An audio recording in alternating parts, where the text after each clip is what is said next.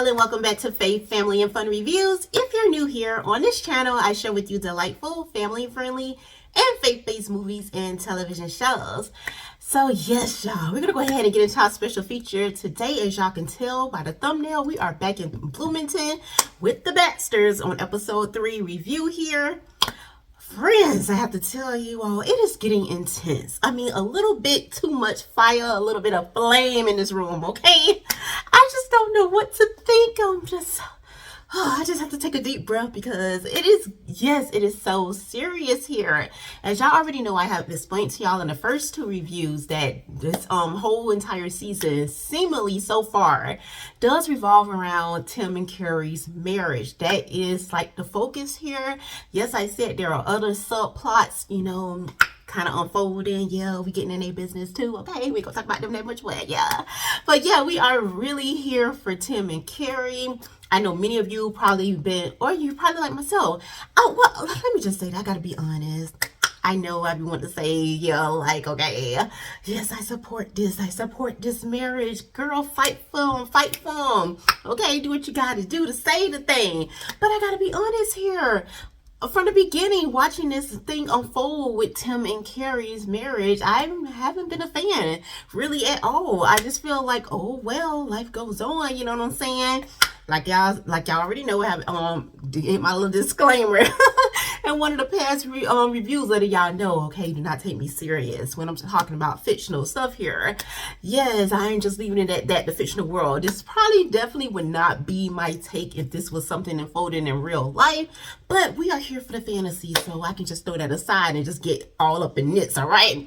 And all up in this here, we start off here with Kari, as y'all already know, the first 2 episodes, really begging, pleading for her husband to rethink his decision, wanting him to remember where they came from, remember why they're here, remember that God is their foundation. He is why they love one another. He's supposed to be why they supposed to be in this thing forever.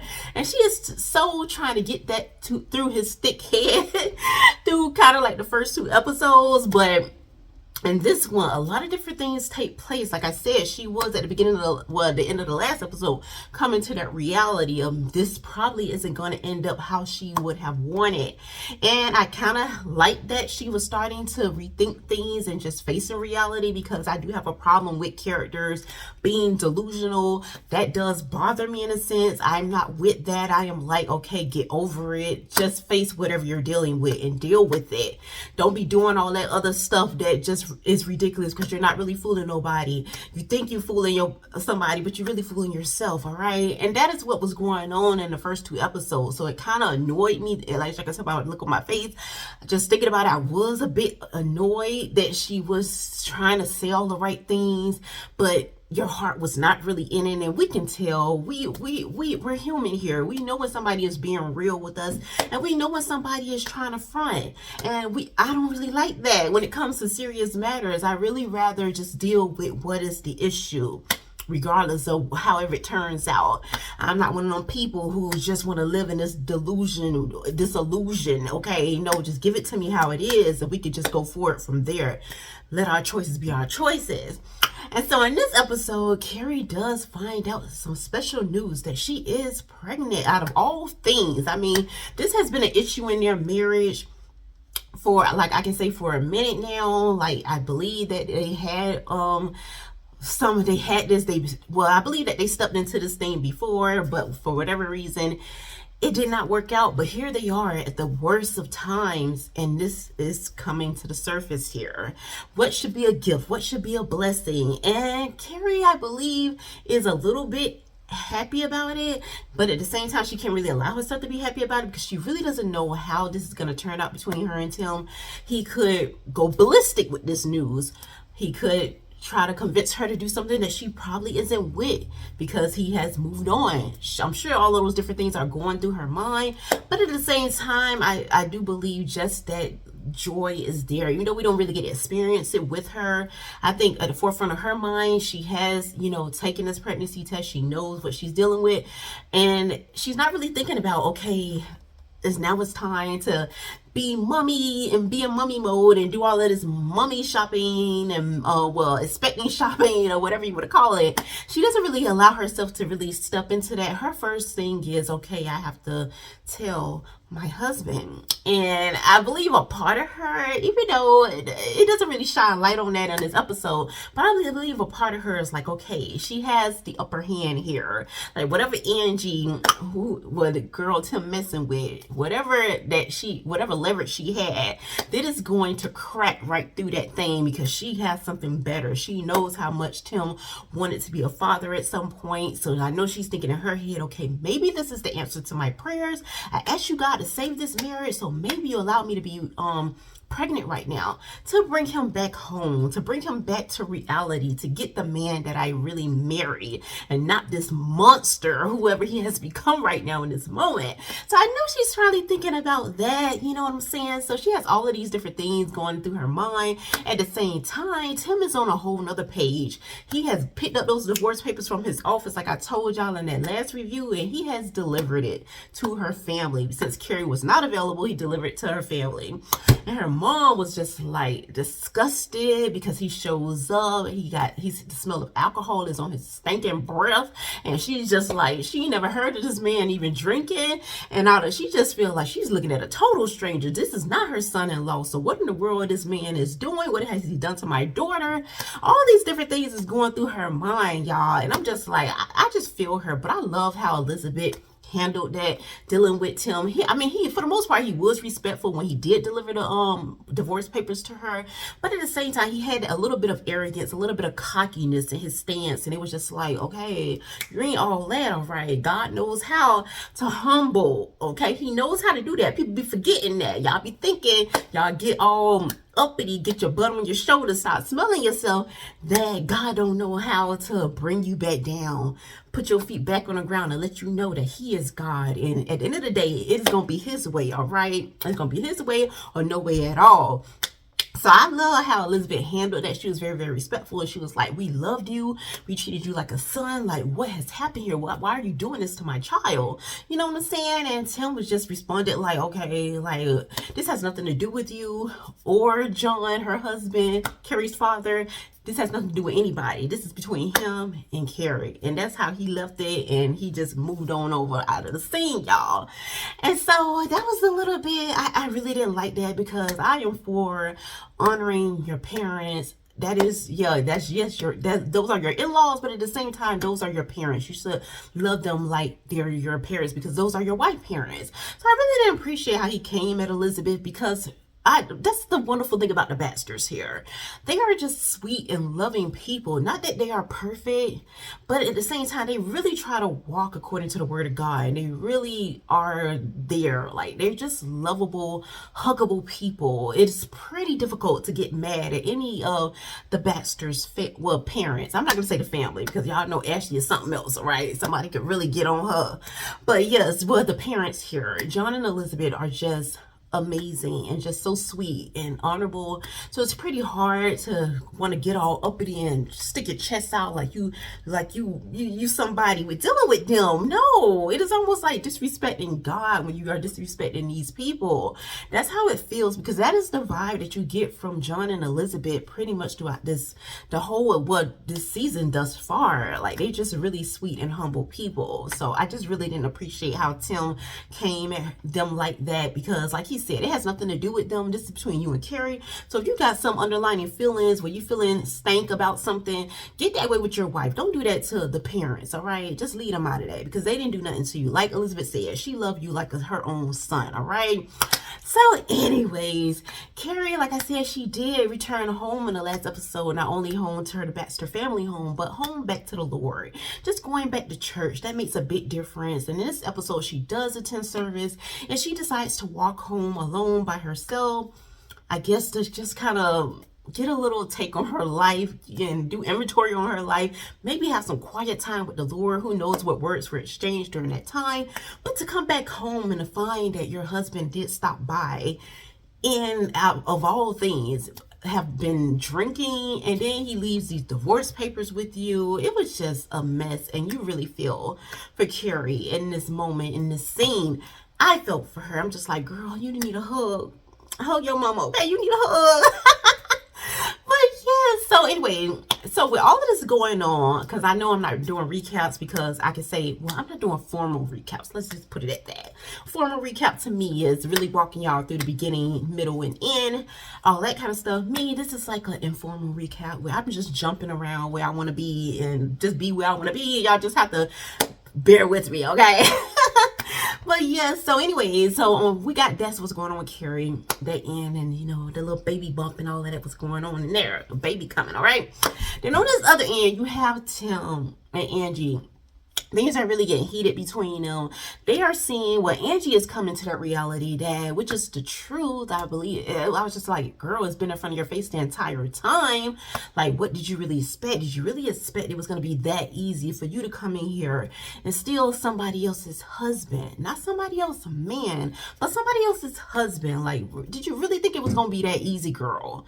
After you knew what you went through, when your own daddy did this to your mama, when you was a child, did you really think God was gonna let it go down like this? You got to be delusional, and that's really what Angie is. And so in this episode, she is getting the real reality check here that Tim is not, you know, who he said he was going to be for her. And well, in fact, he cannot be that for her, because when Kari does reveal that she is pregnant, everything starts to crash down on Tim. He starts to rethink everything that he's been doing to the mother of his child. He cannot believe how disgusting he has been, not only to himself, but to God and to all of these people who he have made a covenant with to love them forever.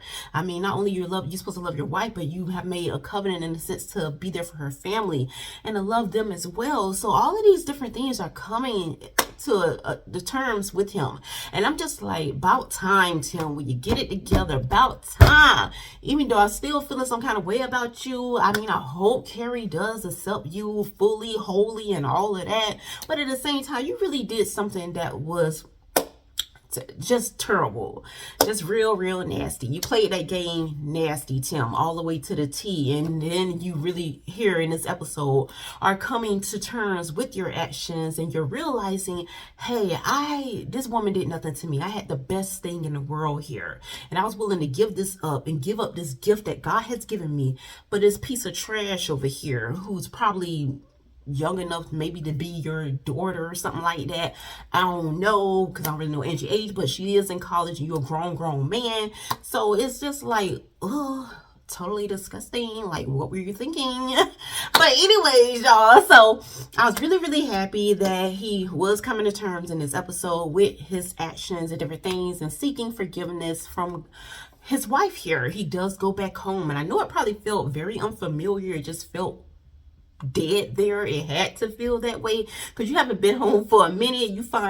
You go back home, get your wedding ring, put it back on your finger. You find a little chair, a little baby chair, and put that together for y'all child that is coming, and you just thinking it's gonna be all good. You waiting at the house for your wife to get home, because you call her parents, they don't know where she is. You see her car outside, but you're like, where's my wife? In the meantime, you fix up the baby chair. You just thinking it's gonna be all good. She gonna come home, y'all gonna rejoice, celebrate over this baby, probably have y'all a couple of glasses of wine, maybe get into it, and you just think it's gonna be all good. But see here, that's why you got to be careful with how you treat people, because you don't know now. Y'all be thinking, people be trying to get away with stuff. Y'all be thinking that y'all can just do what y'all want to do, and then consequences ain't gonna happen. Like, it's just like you the exception to the rule. Like, God is just gonna turn his head to the nasty stuff that you done did, and you just think that it's gonna be all fine and dandy. You don't think that the stuff that you're gonna reap what you done sowed. You don't think that how you treat somebody, that what if that person did the same exact thing to you? How would that be? And so in this episode, we do get a little bit of that. And I have to say, that was with satisfaction, because I feel that way. I have a problem with that. And that's what we're dealing with in reality as well. There's so many people in the real world treating people any kind of way, doing all kind of nastiness to other people, and then expecting other people to sing your praises, to love you through it, to love you anyway. But if that same person and them same people did what you did to them, it's a whole nother ball game then. You feel like they wrong then. I don't understand that, but I love that this episode shine light on that. Because while you waiting around for your wife, and then you finally go outside the door, and y'all see it's kind of at nighttime now, you go outside your door and you see your wife there with a whole nother man. And so that was a little bit of satisfaction there for me, because I feel like it's not enough people who are reaping exactly what they sow. Sometimes people be sowing one thing and then they reap something else, but they gonna reap something, but they reap something else, and they don't make that connection that this is happening because you done did such and such. The stuff that you done did and you don't forgot about, you don't understand why this over here has happened. You just feel like life is unfair and all that. You're not making that connection. So I love in this episode that Tim is reaping exactly what he has sown. It's coming back in the same form, in the same picture. So it ain't no mistaking. You know that this is all on you. This came from you. You can't get mad about it. If you want to get mad at somebody, you got to look at yourself and be like, you did this, okay? So I love that. And that's pretty much how the episode ended. But I want to throw in this little part here because I did shine light on, well, my thumbnail features Ryan and Kari here. Ryan and Kari does spend a little bit of time together today on this episode. I'm talking about today, like I don't see him at the park. So, I probably seen him at the park. Y'all don't know that, okay? So we are traveling to Bloomington here in this, in this review, this video. So yeah, I love that her and Ryan got a chance to face the past a little bit. I felt like there were so many different, what's the word? Cliffhangers? I don't know. Unfinished business? Some like they left off in places that were just not yet complete from their past. And so I love that they got to revisit here. And something that Kari said was very, very interesting to me when she said this to Ryan, that she feels safe with him. And I think that is one of the major things that a lot of men do not get when it comes to love. That is one of the key things to you knowing that a woman is truly in love and you truly have her heart, where she feels safe with you. And that was so special. It was like a bell going off in my mind. And I was just like, yes.